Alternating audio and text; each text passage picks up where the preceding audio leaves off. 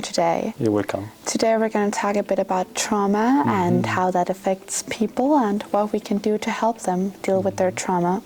So first of all, I would like to learn about how do people develop trauma in the first place? It's a good question. I think every human being can have trauma in his life or her life. It comes because an event that happens to everybody that's over the capacity of the person. Because everybody can have stress in life. Because when we talk about traumatic events, it's about stress. But the traumatic event it comes with overstress for the person that the person cannot absorb, doesn't have the capacity for it. For instance, the person can have car accident, for instance, with his family or her family. So this is a traumatic event that can give trauma to this person.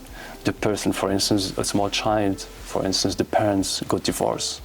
It can be a traumatic event also because of the disconnection to the parents and missing one parent, or the parent died, or it can from the war, if people have been in the war, and they can have trauma in their lives, and it affects the way how people live their lives with the family, in school, and in general life in general. Yeah. So what can we do to help people that have been affected by trauma? How do we help them get through their lives? I think one of the most important point is how to understand how trauma affects the brain of the person, and what is happening to these people who have had traumatic events in their lives. It changes the way how the brain works. And I think if we don't understand these children or these young people or people in general who have trauma, we will never be able to help them. Because when somebody has trauma, it misses intimacy to the world, which means the world becomes a scary place for these people. I give you an example to just to be clear how it is. For instance, if a child there has been violence in the family. Yeah. This can be a traumatic event for the child. So when the child goes to school and the teacher raises his voice because he wants to talk to these students, the child in the classroom is like he's living the traumatic event inside the classroom.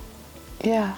Because what is happening to this child, it connects the loud voice with the traumatic event that happened in his life.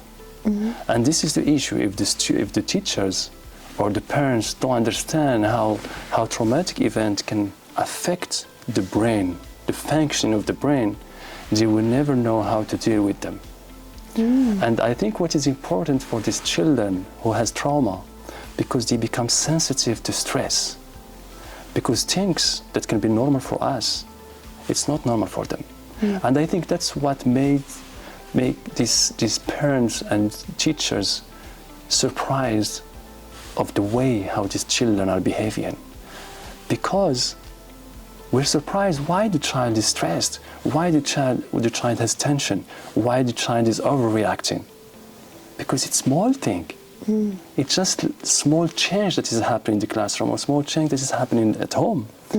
But for the child who has experienced trauma, it's something big. Yeah. It's something that it makes the upper part of the brain, it's not working. And I'm coming to talk about the upper part of the brain because this is very, very important, especially for the teacher to understand. That makes a lot of sense.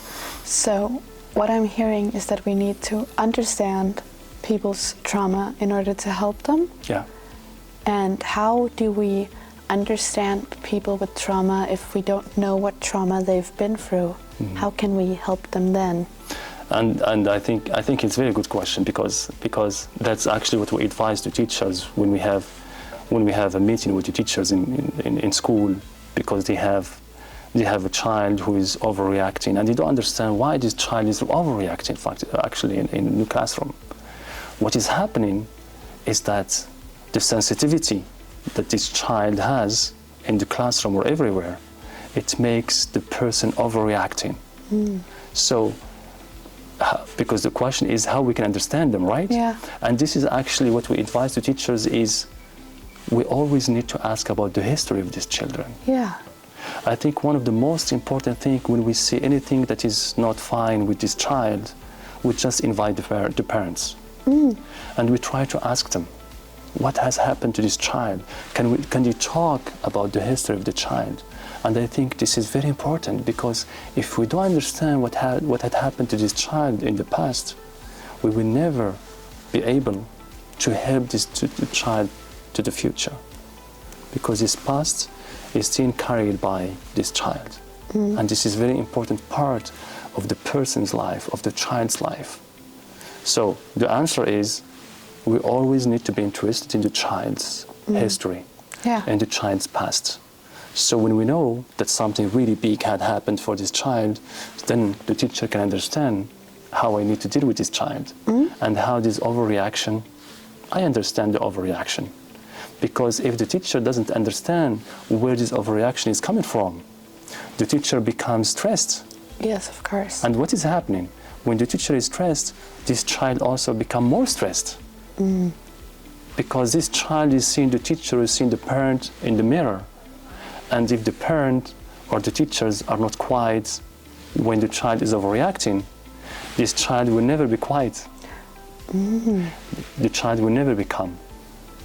Because dysregulated adults will never regulate a dysregulated child. Yeah. Okay. Thank you so much.